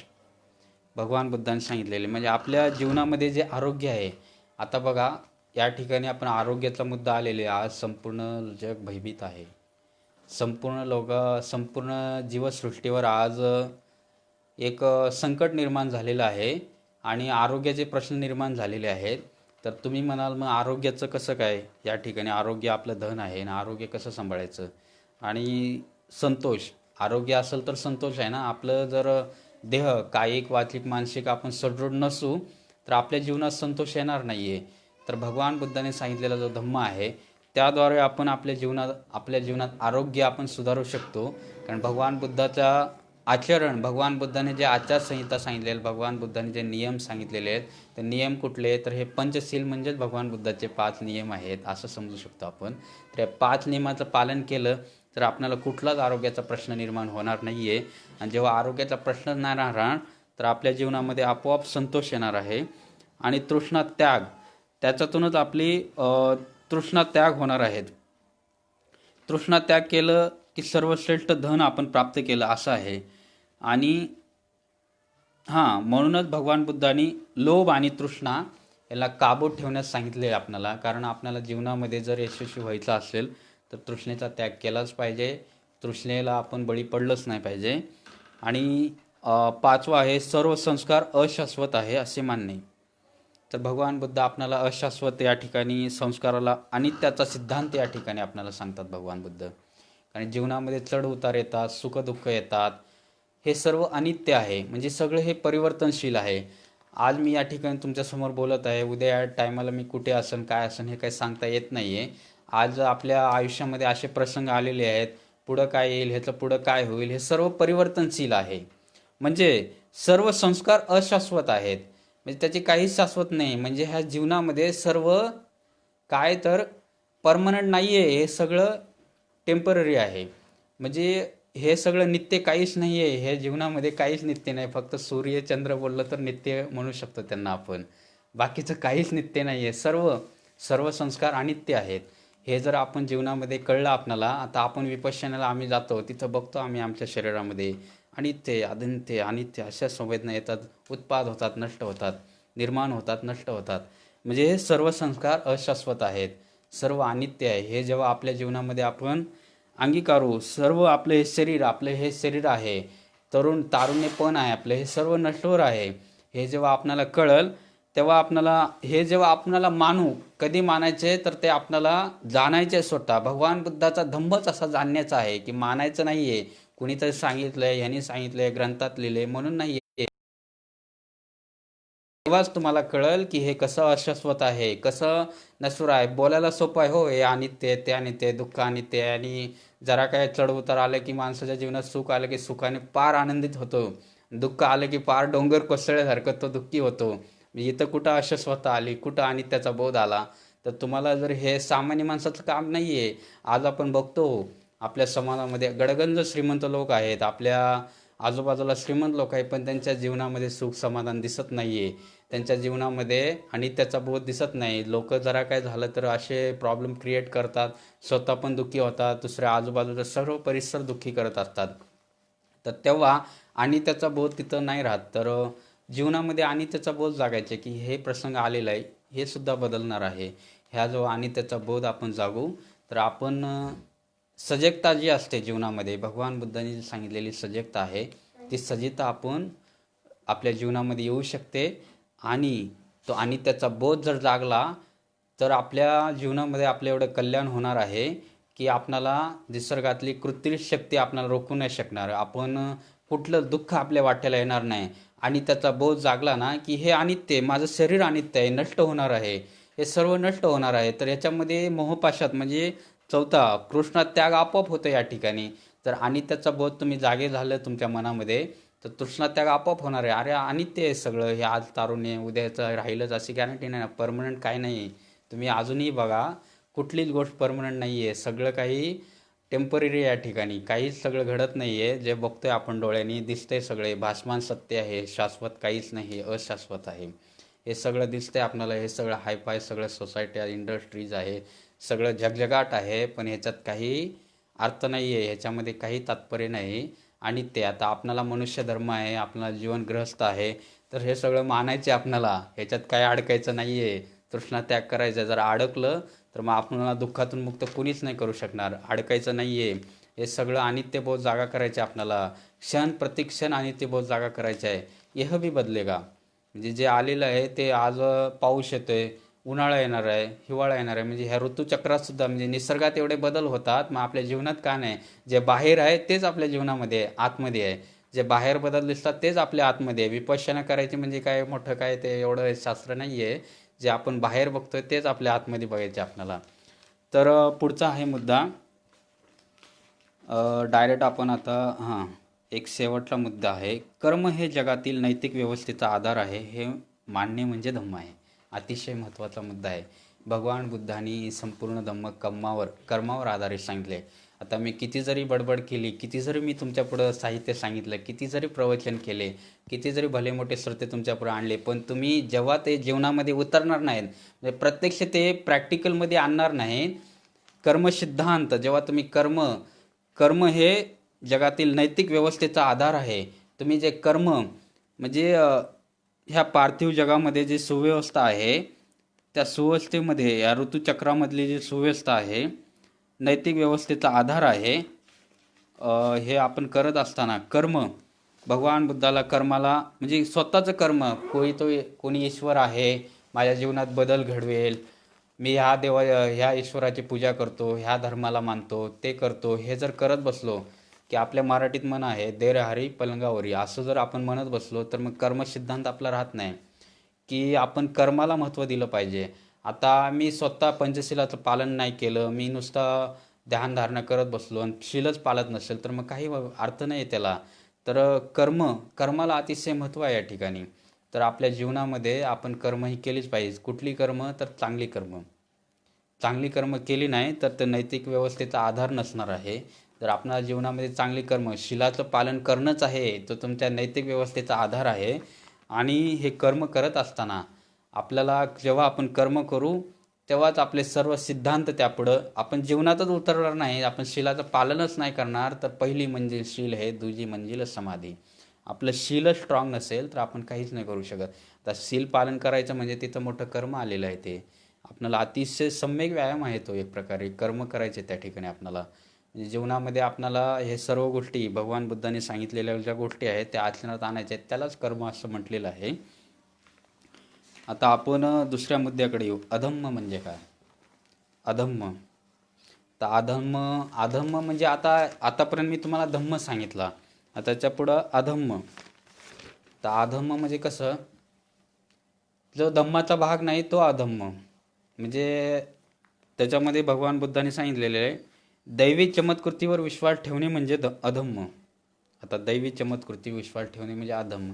आता बघतो आपण संसारामध्ये बघतो, ह्या पूर्ण जगामध्ये काय काय देश आहेत. आपल्या भारताचंच उदाहरण घ्या, दैवी चमत्कृतीवर विश्वास ठेवणारे अनेक लोक बघायला भेटतील आपल्याला. शिकले सवरलेले लोकसुद्धा आज भोंदू बाबाच्या दरबारात जाताना, आपल्याला आश्रमामध्ये जाताना आपण बघतो. आपण दैवी चमत्कृतीवर त्यांचा अतिशय विश्वास असतो. पण भगवान बुद्धांनी ह्या दैवी चमत्कृतीचं खंडन केलेलं आहे. त्यांनी स्पष्टपणे सांगितलेले, ह्या जगामध्ये कुठलीही गोष्ट कारणाशिवाय घडत नाही. आता हे भोंदू बाबा जे काही चमत्कार दाखवतात आपल्याला, त्याच्यामागे कारण आहे, विज्ञान आहे. तर ते विज्ञान आपण तपासत नाही आहे. त्या विज्ञान तपासण्याचाही कोणी प्रयत्न करत नाही. माझ्या बाबांनी सांगितलेले, आमचे ते धर्मगुरू आहेत, आमचे ते फार मोठे आमच्या कुळाचे आहेत ते, असे म्हणजे लोकांना अभिमान असतो. पिढ्यानपिढ्या त्यांच्यावर जो संस्कार असतो केलेला, की त्यांच्या आईवडिलांनी सांगितलेलं हे आपल्या धर्मामध्ये सांगितलेलं आहे, हे आपले धर्मगुरू आहेत, हे पिढ्यानपिढ्या चालत आलेले, ते सांगतात तेच सर्वोच्च आहे, असं ते आपल्याला सांगत असतात. पण दैवी चमत्कृतीवर विश्वास ठेवतात लोक. म्हणजे ते अधम्म कसं काय आहे, तर त्याचे आपण काही कारणी माणसं न बघता डायरेक्ट आपण जेव्हा जेव्हा काही एखादी घटना घडत असते, तर ती कशी घडली त्याचा आपण विचार करत नाही. त्याचे कारण काय ह्या जाणण्याचा पण आपल्याला आवश्यकता वाटली पाहिजे. की त्यालाच म्हणजे मनुष्य असं जिवंत असण्याचं लक्षण आहे. जो माणूस कारण शोधत नाही, डायरेक्ट डोळे झाकून विश्वास ठेवतो, ते जिवंतपणाचं लक्षण नाही आहे. तर ते मनुष्य मात्राला आवश्यकता आहे त्याची. कधी कधी काही गोष्टी असं असतात की कारण व कार्य हे एकमेकांच्या इतकी जवळ असतात की ते आपल्याला कळत नाही. आता एक गोष्ट घडलेली असते, त्या घटनेचं कारण अतिशय त्याच्या जवळच असते, पण ते आपल्याला कळत नसते की त्या घटनेच्या जवळच असते. विज्ञानामध्ये आपण बघतो अनेक 12वी सायन्स असेल, 11वी सायन्स असेल, तर तिथं आपण प्रयोगशाळेत प्रयोग करतो की तिथं आपण बघतो की त्याचं कारण शोधतो डायरेक्ट आपण. जीवशास्त्रामध्ये, रसायनशास्त्रामध्ये, भौतिकशास्त्रामध्ये कारण शोधत असतो. तर तसंच आहे जीवनामध्ये. काळ, प्रकृती इत्यादी घटना आहेत. आणि जर काळ, प्रकृती अनिवार्य आवश्यकता हीच घटनेचे एकमात्र कारण असेल, तर त्याची स्थिती काय आहे ते सुद्धा आपण बघितलेलं पाहिजे. आणि भगवान बुद्धाच्या पूर्वजांनी सुद्धा अनेक अशा काही घटना सांगितलेल्या होत्या की त्यांना काही कारणाविना स्वतंत्र घडत असतील असे सुद्धा म्हणायचे, की त्यांना कारण सापडायची नाहीत ना, ते डायरेक्ट म्हणायचे आता एखादी घटना घडलेली आहे, त्याचं जर कारण मुळापासून कारण नसेल, तर डायरेक्ट लोक म्हणायचे दैवी चमत्कार आहे. आता काय लोक म्हणतात की आता मराठवाडा असेल, काही विदर्भाचा भाग आहे, तिकडं करोनाची ही महामारी आलेली आहे, तर तिकडं आजही ग्रामीण भागामध्ये त्यांना वाटतं की हा दैवी चमत्कारच आहे. मग लोक की काहीतरी मग देवाला साकडं घालतात तिकडं. काही लोक कर्मकांड करत आहेत, बली प्रथा चालू आहे. खेड्यापाड्यामध्ये अनेक प्रसंग आपण बघत आहे सोशल मीडियावर की करोना आता उत्तर भारतामध्ये काही स्त्रिया मधल्या काळामध्ये करोना माता की जय असे म्हणत होते. म्हणजे बघा त्यांचा किती चमत्कारावर विश्वास आहे, की त्यांना वाटत होतं की हे कसं आहे की चमत्काराचाच भाग आहे असं लोकांना वाटतंय. की पण ह्याच्या मग कारण काय. आता मग जर हे चमत्कार असते, तर एवढे सायंटिस्ट आखे जग मागं लागलं नसतं लस निर्मितीच्या, हे कारण शोधाच्या मागं लागलं नसतं. जर हे चमत्काराने जसं वेगळं हे व्यवस्था असतं, तर लागलं नसतं त्याच्या मागं. तर मला या ठिकाणी एवढंच सांगायचं आहे की दैविक चमत्कृतीवर विश्वास ठेवणं हा अधम्म आहे. तर तुम्हाला त्याच्यावर विश्वास ठेवायचा नाही आहे. तुम्ही विश्वास केव्हा ठेवा, त्याच्या कारणाशी जा, त्याची कारण काय आहे या घटनेमागचं ते शोधा. त्यालाच खरं जीवनपणाचं लक्षण आहे. आणि मनुष्याचं ते अतिशय परम कर्तव्य आहे की कारण शोधलं पाहिजे. कुठलीही गोष्ट कारणाशी घडत नाही जगामध्ये. आणि जैविक चमत्कृतीचे भगवान बुद्धांनी त्या काळामध्ये खंडन केलेलं आहे. की ते म्हणतात की माणसाने बुद्धिवादी बनलं पाहिजे आणि स्वतंत्रपूर्वक सत्याचा साठी स्वतःला सिद्ध केलं पाहिजे. अजून हा हेतुवाद बुद्ध धम्माचा मूळ सिद्धांत आहे. तो बुद्धिवाद शिकवतो आणि बुद्ध धम्म बुद्धिवादापेक्षा वेगळा नाही आहे. बुद्ध धम्मच बुद्धिवाद आहे, कारण बुद्धीवरच आधारित आहे सर्व. तर आपल्याला याच कारणास्तव दैवी चमत्कृतीची पूजा अधम्म मानली पाहिजे. कारण कारणाशिवाय कुठलीच गोष्ट घडत नाही. जे भोंदूबाबा चमत्कार करून दाखवतात त्याच्यामागं सायन्स आहे. कुठलीही गोष्ट बघा तुम्ही, सायन्सशिवाय कारणाशिवाय काहीच नाही घडत. ज्या दिवशी तुम्हाला असं वाटेल ना की त्याचं कारण नाही सापडत, तर तुम्ही आपण आपोआप विश्वास ठेवतो, पण ते सुद्धा अतिशय चुकीचं आहे. भगवान बुद्धांनी खंडन केलेले, कारणाशिवाय काहीच नाही घडत. कालांतराने त्याची सुद्धा आपल्याला उत्तरं भेटत जाणार आहेत. फक्त आपल्याला शोध मोहीम चालू ठेवली पाहिजे आणि त्या दैवी चमत्कृतीचं खंडन केलं पाहिजे आपल्याला. आणि किती काळ ते टिकतंय हे सुद्धा बघितलं पाहिजे. आता एक दुसरा मुद्दा आहे अधम्मामध्ये. ईश्वरावर विश्वास हे धम्माचे आवश्यक अंग आहे, अंग नव्हे. अतिशय बघा गांभीर्यपूर्वक हा मुद्दा आपल्याला इथं या ठिकाणी भगवान बुद्धांनी नमूद केलं आहे. ईश्वरावर विश्वास हे धम्माचे आवश्यक अंग नव्हे. डायरेक्ट नाकारले. म्हणजे बघा ईश्वर या ठिकाणी भगवान बुद्धांनी डायरेक्ट नाकारलेले आहेत. भगवान बुद्ध म्हणतात हे जग कोणी निर्माण केले? हा एक सर्वसामान्य प्रश्न आहे. हे जग ईश्वराने निर्माण केले हे त्याला सर्वसामान्य उत्तर आहे. डायरेक्ट लोक म्हणतात हे जग कोणी निर्माण केलं, तर ईश्वराने निर्माण केलं. हा प्रश्न पण सामान्यच आहे. हे जग कोणी निर्माण केले हा सर्वसामान्य प्रश्न आहे आणि त्याचं उत्तरही सर्वसामान्यच आहे. तर काय, ईश्वराने हे जग निर्माण केले, त्याला दिलं जाणारे हे सर्वसामान्य उत्तर आहे. तर ब्राह्मणी व्यवस्थेमध्ये सुद्धा ईश्वराला प्रजापती, ईश्वर, ब्रह्म, महाब्रह्म इत्यादी नावं दिलेली आहेत. ईश्वराच्या ठिकाणी काही नैतिक गुण असल्याचेही सांगतात ते लोक. अजून असे म्हणतात की ईश्वर न्यायी आणि दयाळू आहे. पुढं सांगतात भगवान ईश्वराचा सृष्टीकर्ता म्हणून स्वीकार केला आहे. असा प्रश्न आहे. भगवान बुद्धाने ईश्वराचा सृष्टीकर्ता म्हणून स्वीकार केला आहे का, असा सर्वसाधारण एक प्रश्न आहे की भगवान बुद्धाने ईश्वराला ह्या सृष्टीचा सृष्टीकर्ता मानला आहे का, हा एक प्रश्न आहे. तर त्याचं उत्तर आहे नाही. त्यांनी स्वीकार केलेलं नाही. तर भगवान बुद्धांनी हे स्वीकार केलेलंच नाही की हा पृथ्वीचा निर्माण करता ईश्वर आहे. हे भगवान बुद्धांनी ठामपणे नाकारलेलं आहे. त्या ठिकाणी अतिशय परखडपणे त्यांचा विरोध केलेला आहे.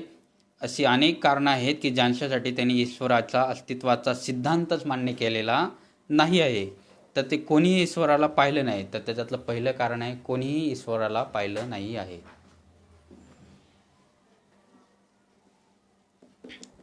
ईश्वराला पाहिलं नाही आहे कुणीही, आणि कोणीही असं सिद्ध करू शकत नाही की ईश्वराने हे सर्व जग निर्माण केलेलं आहे. हे कोण सिद्ध करते का? आज ईश्वराला बघितलंही नाही आणि कोणी ते सिद्धही करत नाही की ईश्वर आहे. आणि पुढं म्हणतात की ईश्वराधीन धर्म हे कल्पना मिश्रित धर्म आहे. भगवान बुद्ध म्हणतात ईश्वरावर आधारलेला जो धर्म आहे तो कल्पना मिश्रित धर्म आहे. कारण त्याच्यातल्या कथा, कादंबऱ्या, कथा, पुराण हे सगळं काही काल्पनिकच आहे.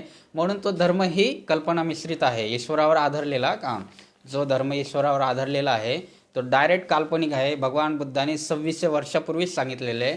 त्याच्याबद्दल आपल्याला वेगळं सांगायची गरज नाही आहे.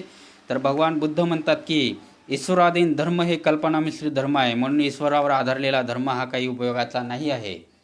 आणि त्याचा परिणाम म्हणून केवळ भ्रामक समजुती उत्पन्न होतात. अनेक कल्पना निर्माण होतात ईश्वराच्या. मग कथा, कादंबऱ्या निर्माण झाल्या, अनेक गोष्टी निर्माण झाल्या ईश्वराबद्दल आधारलेल्या. कारण भ्रामक ना आपल्याला बिंबवलेलं आहे की ईश्वर हेच सर्वस्व आहे आणि ईश्वराचा धर्मच सर्वस्व आहे. त्याच्यामध्ये कथा, कादंबऱ्या सांगून ईश्वराकडे आकर्षित केलं जाते आपल्याला. आता त्याचं एक उदाहरण अतिशय मी तुम्हाला देऊ शकतो की ती एक काल्पनिक स्टोरी सांगितलेली जाते. एक प्रियकर असतो. आता आपण सोशल मीडियाचा वापर करत असतो. 2 मित्र असतात. एक मित्र असतो की त्याची प्रियशी असते. तो तिला ऑनलाईन रोज चॅटिंग करत असतो, पण त्यांनी तिला कधीच पाहिलेली नसते किंवा तिचं तो वर्णनही करू शकत नसतो. फक्त चॅटिंग करत असतात ते. तिचा तो प्रोफाईल पण त्याला दाखवत नसते. फक्त चॅटिंग. फक्त देवाकडं आता तसंच झालेलं आहे हे पण. फक्त देवाकडं पूजा अर्चा करतोय, देवाचे गुणगान गातोय. अरे ते बघितलंय का कोणी? साधारण गोष्ट आहे. बघितलंय कोणी? मग ते काल्पनिकच आहे. तसा तो मित्र, मग तो दुसरा मित्र त्याला विचारतो, मग तुझी ते गर्लफ्रेंड आहे, तिला कधी बघितली आहे का तू? काही कॉन्टॅक्ट, तिचं वर्णन तरी सांग, कशी आहे दिसायला, तिचा रंग कसा आहे, रूप कसं आहे. तसंच झालं हे. आता मी डायरेक्ट बोलू शकतो की अरे सगळे आहेत आज, रती महारथी आहे, शिकले सवरले मोठमोठे सायंटिस्ट आहेत, ते सुद्धा ईश्वरापुढं त्या डोकं झुकवतात स्वतःचं. आणि मान्य करतात, पण ते सिद्ध नाही करू शकत. ईश्वर आहे, ईश्वर बघितलाय, ईश्वर या सृष्टीचा निर्माण करताय, सिद्ध करा म्हटलं की मग ते पोथी पुराणाचे आधार देतात. मग हे असंच झालं. हे एकतर्फी चॅटिंग झाली, ही प्रेम प्रकरण झालं थोडक्यात. त्याला कधी बघितलं नाही, तो कधी तुम्हाला दिसला नाही किंवा तुमच्या पुढे उभाही नाही राहिला. आणि जर एवढा असता आणि देवाला म्हणतात काही ईश्वराला दयाळू आहे, कृपाळू हो, अरे आज बघा ना सगळे देव रजेवर गेले का काय. एवढं जग आज तुम्ही बघताय दुःखामध्ये सापडलेलं आहे, एवढा दयाळू तुमचा ईश्वर आहे. मग कुठं गेलाय देव तुमचा, ईश्वर कुठं गेलाय तुमचा. आज बघा, आज एवढे मानव प्राणी भयभीत झालेले आहे. सर्व अख्खा विश्व, अख्खं जग आज सगळं संकटात सापडलेलं आहे. मग तुमचा ईश्वर गेलाय कुठं, का तुमच्या ईश्वरात खोट आहे, काही माणसं कुठं चुकलीत, हे कारण शोधा तुम्ही. ईश्वर आहे तर मग आज त्याचं रूप दाखवायची गरज आहे. स्वतः CM साहेब पंढरपूरला जाऊन आले. आषाढी एकादशीला पूजेचा मान त्यांच्या हस्ते झाला. तिथं स्वतः डिक्लेअर केले, परमेश्वरा पांडुरंगा मी थकलो तुझ्या पुढे, तुझं रूप दाखव.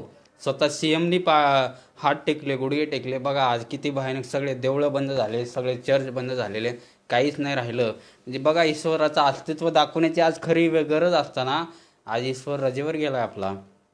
या ठिकाणी अतिशय गांभीर्यपूर्वक आपलं ऐकलं पाहिजे की मी या ठिकाणी काही तुम्हाला हे नाही शिकवत. मला म्हणतील काही लोक की हा, हे काय बोलतील त्याला, की हा बोलतील असं म्हणतील की हा लोक नास्तिक आहे, मला नास्तिक म्हणतील. आणि बघा ना, पण नास्तिक म्हणण्याचं कारणच नाही. आज लॉकडाऊन एवढा वाढलेला आहे, तुम्ही मला नास्तिक म्हणूच शकत नाही. बघा आता तुम्ही म्हणाल मी नास्तिक कसा आहे, मी हे सुद्धा तुम्हाला सिद्ध करून देऊ शकतो की मी नास्तिक नाही आहे. भगवान बुद्धांनी तर 2600 वर्षापूर्वीच सांगितलेलं आहे की ईश्वराचं अस्तित्वच नाकारले. भगवान बुद्ध डायरेक्ट म्हणतात, जर तुमचा धम्म एवढा दयाळू, एवढा कनवळू आहे, तर मग तो त्याचं अस्तित्व का नाही दाखवत. आज बघा किती लोक दुःखामध्ये भयभीत झालेले आहेत. मनुष्य प्राण्याचं तोंड तर पाणी पळालं. आज लोक अगदी जगणं त्यांचं मुश्किल झालेलं आहे. सगळा मनुष्य प्राणी आज भयभीत झालेला आहे. आता त्याला गरज ईश्वराची असताना मग ईश्वर त्याचं रूप दाखवत नाही, स्वतः देवळात बंद झालेला आहे.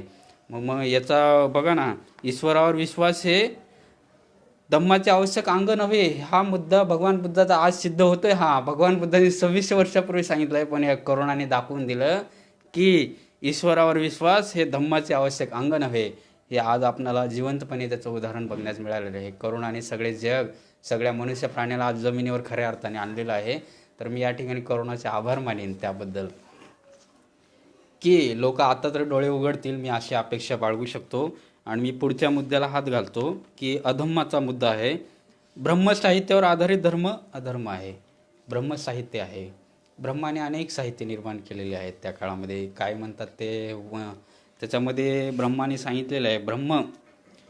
जेव्हा आपण भगवान बुद्धाच्या आपल्या धर्माचा प्रचार करीत होतो तेव्हा एक सिद्धांत प्रचलित होता, त्यास वेदांत असे म्हणतात.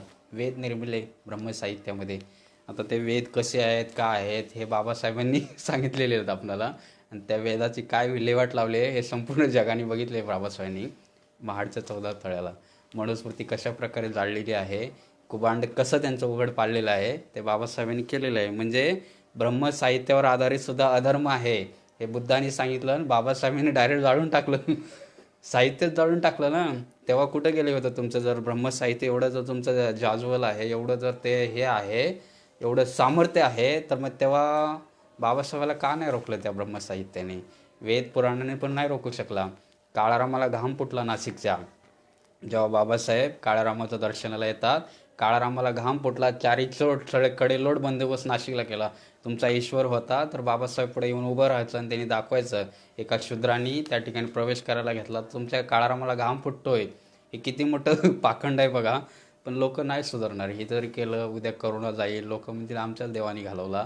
हे मला माहीत आहे चांगलं, कारण हे आपण बघतोय. किती जरी झालं तरी लोकांच्या तो काही बिंबवलेला आहे ना, ते फार मोठं षड्यंत्र आहे. ते आजचं नाही, 2600 वर्षापूर्वी बंड झालेलं होतं भगवान बुद्धाच्या काळामध्ये. ते आजचं नाही बंड. तर आज बघा 2600 वर्ष झालं. तसं बहुजनांच्या मनावर आजही ईश्वर निर्माण केलेलं आहे. ईश्वराचं त्यांच्या मनामध्ये ईश्वर निर्मिलेलं आहे आणि ते निघणं कठीण आहे. पण करोनाने काही त्याला हे दिलेलं आहे, त्यांच्या सिद्धांताला धक्का लावलेला आहे. आणि आता 5वा सिद्धांत आहे, आत्म्यावरील विश्वास हा अधर्म आहे. आत्मा मानतात काही लोक, डायरेक्ट म्हणतात मेल्यानंतर त्याच्या आत्म्याला शांती मिळाली, काही काही लोक असे लिहितात की त्यांच्या आत्म्याला ईश्वर शांती देवो. अरे ईश्वरच नाही आणि त्याच्या आत्म्याला शांती कुठं मिळेल? ईश्वर असता. काही लोक म्हणतात ईश्वराने जग निर्माण केलं. भगवान बुद्धाने सिद्ध केलेलं आहे निर्माण वगैरे काय नाही आहे. ईश्वर हे जग निर्माण आहे तर ते विकास पावलेलं आहे. त्याचं अनेक म्हणजे क्षण प्रति क्षण त्याच्यात बदल झालेला आहे, विकास झाला आहे. जी गोष्ट विकास होते त्याला निर्मिती म्हणूच शकत नाही आपण. निर्मिती नित्य असते, त्याच्यात काहीच बदल होत नाही. निर्माण केलं ना तर ते तसंच राहते. निर्मित रचित म्हणू शकत नाही आपण, तर ते आपण म्हणू शकतो. भगवान बुद्धाने सांगितलेलं आहे की हे जग निर्मित नाही तर ते विकास पावलेलं आहे. बघा आपल्या पृथ्वीमध्ये पण आज दगडी कोळसा सापडतो. ते दगडी कोळसा कशाचा आहे पुरावा? तर ते की इथं अनेक मोठे चढ उतार झालेले, तर ते आपले सर्व औषध आतमध्ये गेलेले. ह्या पृथ्वीचे सुद्धा कित्येक वेळा नष्ट झाले, उत्पन्न झाले पृथ्वी. याचे पुरावे आपल्याला भौतिकशास्त्र, रसायनशास्त्रामध्ये, जीवशास्त्रात बघायला भेटतात. त्याचा अभ्यास केला तर या संपूर्ण जीवसृष्टीचा आपल्याला पूर्ण चक्र आपल्याला बघायला भेटते त्या ठिकाणी. आणि आत्म्यावरचा जो मुद्दा आहे, आत्मा जो आहे, आत्म्याला मानणं म्हणजे अधम्म आहे मोठं. आत्मा नाहीच आहे तर तुम्ही ते मानणं सुद्धा अधम्म आहे. आपले लोकसुद्धा काय काय बघतो की कोणता तर आमचा मित्र होता, कालच बघितलं त्यांची आजी वारली, तर माझ्या आजीच्या आत्म्याला शांती मिळो. अरे काय आहे, किती मोठा अधम्म आहे. आपले एवढ्या चुका करतो आपण अधम्मावर. तर अधम्म कसं आहे हे सुद्धा कळलं नाही आपल्या अजून काही लोकांना. अधम्म काय आहे? आत्म्यावर विश्वास ठेवलाच नाही पाहिजे. आत्मा आहे, त्याचं हे आहे, त्याचं अस्तित्व आहे. मेल्यानंतर त्याच्या आत्म्याला कशी शांती मिळवायची. लोक काय काय करतात आत्म्याला. भगवान बुद्धांनी त्या काळामध्ये एक राजा असतो, त्याचे वडील वारलेले असतात आणि तो एक कर्मकांड करत असतो. तितक्यात त्या बाजूने भगवान बुद्ध जात असतात. तर त्याला भगवान बुद्धाची माहिती असते. प्रसंजित राजा असतो तो एक. तर तर मग भगवान बुद्धाला तो बघतो की त्याला वाटतं अरे भगवान बुद्ध आलेले आहेत, महातपस्वी आहेत ते. आता माझे वडील वारलेले आहेत, आता भगवान बुद्धाच्या हातून मी काहीतरी कर्मकांड करतो, क्रियाकर्म करतो, म्हणजे माझ्या वडिलांना स्वर्गामध्ये सद्गती प्राप्त होईल आणि माझ्या वडिलाच्या आत्म्याला शांती मिळेल, असं तो मनात विचार करतो. भगवान बुद्धाला जवळ बोलवतो. भगवान बुद्ध भगवान बुद्धाचा धम्म सांगण्याची पद्धत अलग होती. म्हणजे जसा माणूस असेल, त्या माणसाची वृत्ती असेल, त्याच्या कलेने धम्म सांगायचे. एखादा माणूस जर एखाद्या गोष्टीमध्ये अडकलेला असेल तर त्या गोष्टीतून कसं मुक्त करायचं त्याला भगवान बुद्धाला बरोबर माहीत होतं. आता भगवान बुद्धाने ओळखले की ह्याला काहीतरी कर्मकांडी तर करून दाखवलंच पाहिजे.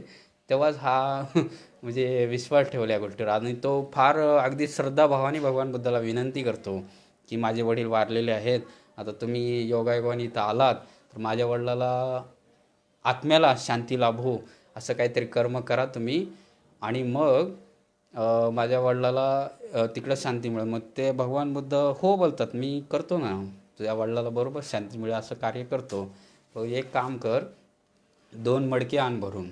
एका मडक्यामध्ये कंकर पत्थर म्हणजे दगड गोटे असं काय ते भरून आण आणि एका मडक्यामध्ये तूप भरून आण. आणले त्याने. अरे बापरे, अरे भगवान बुद्ध कसं कर्मकांड करतात, खुश झाला. एका मडक्यात तूप, एका मडक्यात कंकर पत्थर लगेचच आणले त्यांनी. आणि तो अतिशय आनंदून गेला की आता माझ्या वडिलाला मस्त शांती मिळणार. भले त्याने आयुष्यात किती पाप केले ते त्याने मग विसरून गेला त्या काळात, कारण भगवान बुद्ध डायरेक्ट मुक्ती देणार आहे. थेट आला तो त्या ठिकाणी. मग भगवान बुद्धासमोर 2 मडके देण्यात आले. भगवान बुद्धाने सांगितले हे दोन्ही मडके त्याला पाण्यात ठेवायला सांगितले. तलाव होता तिथं, ते क्रियाकर्म त्या तलावाच्या ठिकाणीच ते करत होते. आणि पाण्यामध्ये ठेवायला सांगितले मडके आणि दोन्ही मडक्यावर काठी मारायला सांगितली. सर्वप्रथम मारली, कंकर पत्थरवालं होतं त्याच्यावर काठी मारली. कंकर पत्थर असते, डायरेक्ट पाण्याखाली गेलं. आणि मग नंतर तुपाच्या मडक्यावर काठी मारली तर ते असे तरंगणारे असे म्हणजे ते कंकर होते हलके फुलके होते, ते वर आलं डायरेक्ट वर. भगवान बुद्धाने सांगितलं मला काय करायची गरज नाही, उदाहरण दाखवलं तुला. तर तुझ्या वडिलांनी त्यांच्या आयुष्यामध्ये जर असे काही कर्म केले असतील हलके फुलके तर तुझ्या वडिलाला आपोआप सद्गती मिळेल. जर तुझ्या वडिलाचे कर्मच एवढे कंकर पत्थर दगडासारखे असतील तर ते खालीच जाणार ना, त्याला कशी सद्गती मिळेल. तेव्हा त्याचे डोळे उघडले. मग त्या आत्मेवरचा विश्वास पण निघून गेला. ईश्वर तर लांबच पळाला त्या ठिकाणी आणि तो कर्मसिद्धांतावर आला त्या ठिकाणी. आणि मग या ठिकाणी अधम्माचा भाग सांगितला आपण. तर आता डायरेक्ट आत्म्यावर विश्वास पण अधम्म आहे हे सांगितलं आपण. आता यज्ञयागावर विश्वास ठेवणे हा सुद्धा अधम्म आहे. आणि आज आपण बघतोय 21व्या शतकात जगतोय, आधुनिक भारताच्या गप्पा मारतो आपण, सायन्स टेक्नॉलॉजी मानतो, पण आज बघा निवडणुकीच्या काळामध्ये असा एकही पक्ष नाही की तो यज्ञयाग करत नाही. त्यांचे साधे फॉर्म भरायचे असतील, किती रती महारथी असू द्या, यज्ञयाग करतात, डायरेक्ट होम हवन करतात. किती मोठा अधम्म आहे. तर ते यज्ञयाग करणे हा सुद्धा अधम्म आहे. आणि ब्राह्मणी धर्म यज्ञयागावर आधारलेला आहे असे भगवान बुद्ध सांगतात. आणि आजही बघतोय त्यांच्या सगळे यज्ञयागाचं, यज्ञावरच ते सर्वस्व मानतात. कुठं काय आता करोनाच्याही काळात अनेक यज्ञयाग झाले जिकडं तिकडं पूर्ण जगामध्ये. ह्याला शांत करण्यासाठी हा यज्ञ करा, तो होम करा, ते हवन करा. आणि ब्राह्मणी यज्ञामध्ये सुरापुराण, पशुबलिदान, स्वच्छंद आचरण घडत आहे. तरीसुद्धा यज्ञ धार्मिक कृती समजले जातात. तरीसुद्धा लोक यज्ञाला धार्मिक कृत्यच समजत आहेत. आणि ब्राह्मण म्हणजे कूटदंत, उज्ज्व आणि उदाई. तेव्हा राजाचा पुरोहित ब्राह्मण राजाला म्हणायचा की राजा असायचा आणि त्याचे पुरोहित साधारण ब्राह्मणच असायचे. आणि राजाच्या राज्यामध्ये सर्व गोष्टी जर व्यवस्थित व्हायच्या असेल तर तो ब्राह्मण ह्या राजाला सांगायचा, हा यज्ञ कर, तो यज्ञ कर, हे कार्य करत असतो तो यज्ञ घाल. म्हणजे असे यज्ञ आधारावरच म्हणजे धर्मव्यवस्था होती. आणि आज कमी झाले प्रमाण, पण आहे ते निघालं पाहिजे. तर त्याच्यावर विश्वास ठेवणं म्हणजे अधम्म आहे. आता त्याच्यामध्ये जर निघलो आपण तर तो धम्म आहे. आणि जर विश्वास ठेवत असेल तर अधम्म आहे. कारण त्याच्यामध्ये बघितले पशुबली दिली जाते, म्हणजे हिंसा होते. आणि नाही त्या गोष्टी त्याच्यामध्ये अर्पिल्या जातात, तर त्याच्यातून सुद्धा हिंसा होत असते. आणि त्याच्यातून काही साध्य नाहीच होत. आणि तो धम्म नाहीच आहे मुळात. धम्म म्हणजे काय, तर धम्माची व्याख्या भगवान बुद्धांनी अतिशय सोप्या भाषेत सांगितलेली आहे. सब पापस अकरणं कुशलस सोपसंपदा सचित पर्योदपनं एतं बुद्धान शासनं. कोणत्याही प्रकारचे पापकर्म करायचं नाही, हे धम्म आहे, हे बुद्धाचं सांगणं आहे. आणि धम्मचारी सुखम सेती अश्मी लोके परमीच. धम्मचारी ह्या जीवनामध्ये सुखाने झोप घेतो. जो धम्मचारी आहे तोच असते आपलं जीवन सुखामध्ये जगू शकतो आणि शांतीने झोप घेऊ शकतो. त्याच्या चेहऱ्यावर त्याचं तेल दिसून येते.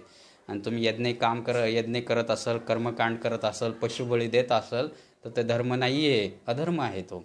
आणि बाबासाहेबांना सुद्धा, विश्वरत्न युगपुरुष बाबासाहेब बोधिसत्वांना सुद्धा नैतिकतेवर आधारलेला धम्म पाहिजे होता. आणि त्यांनी बरोबर जे शुद्ध आहे तेच बुद्धाजवळ जाते. बाबासाहेबांनी बरोबर निवड केलेली आहे. आणि नैतिकतेवर आधारला नीती म्हणजेच धम्म आणि धम्म म्हणजेच नीती, हे बाबासाहेबांनी आपल्याला सांगितलेलं आहे. आता यज्ञयागात अडकायचं नाही आहे आपल्याला, कारण त्याच्यामध्ये फार मोठं पिढ्यानपिढ्या चालत आलेलं आहे. तो अगदी भगवान बुद्धाच्या अगोदर पण प्रामाण्यवादापासून हा यज्ञयाग चालत आलेला आहे. तर त्या यज्ञयागापासून आपल्याला सावध व्हायचं आहे, त्याच्यातून निघायचं आहे. आणि काल्पनिक अनुमानावर आधारलेला जो धर्म आहे तो धर्मच नव्हे. काल्पनिक अनुमान, अशा काही काल्पनिक गोष्टी सांगितलेल्या जातात, ते धर्म नाही आहे. काल्पनिक गोष्टी असतात की काही अशा काल्पनिक गोष्टी सांगितलेल्या असतात की तिथं आपल्या बुद्धिमत्तेला काहीच वाव नसते, की तिथं आपण आपलं मती डायरेक्ट मंद करायला पाहिजे, मंद केली जात आहे.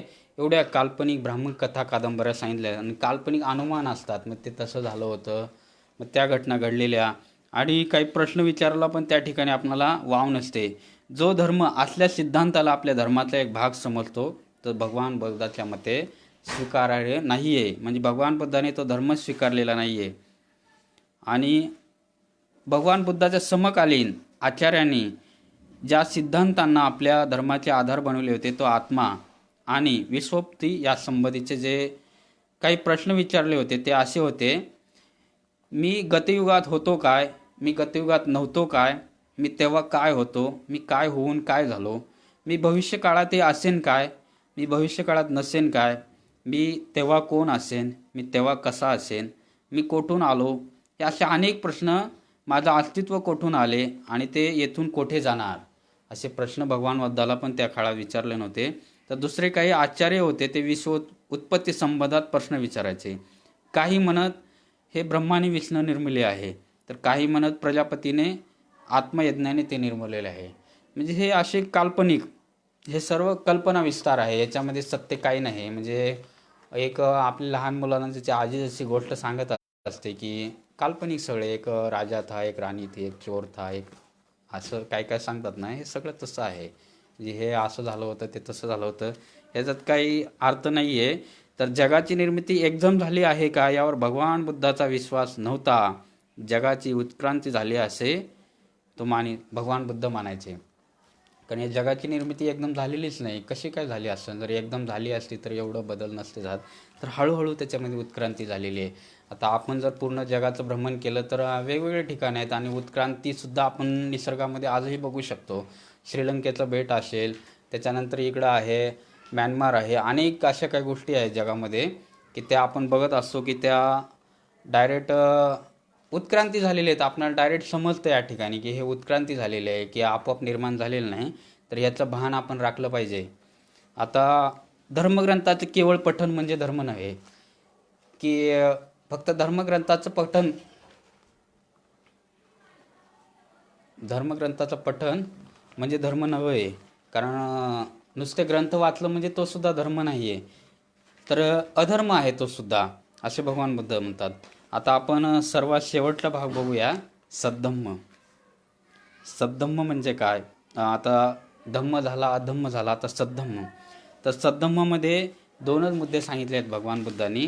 तर एक आहे मनाची मलिनता दूर करणे आणि जग हे धम्मराज्य बनवणे.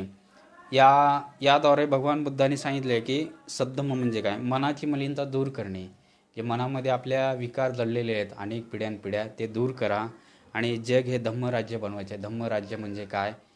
तर इथे या सृष्टीमध्ये सर्व प्राणी कसे सुखी होतील, धम्माचं राज्य कसं येईल या सृष्टीमध्ये, आणि हे नंदनवन कसं होईल या धर्तीवर, आणि पुन्हा एकदा कसं बुद्ध शासन येईल या धर्तीवर, आणि धम्माचं राज्य कसं बनल, हे जेव्हा होईल तेव्हा जग हे धम्मराज्य बनवलं जाईल.